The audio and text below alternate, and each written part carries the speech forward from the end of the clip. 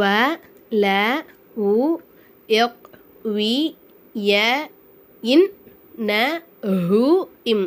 இது வந்து ஹ சரிங்களா. வல ஒக்வி என்னஹும் வல ஒக்வி என்னஹும் அப்படின்னு சொல்லணும் சரிங்களா. அடுத்து பார்க்கலாமா. ய த ஹ இப் ப து எத ஹப்பது ஓகேவா.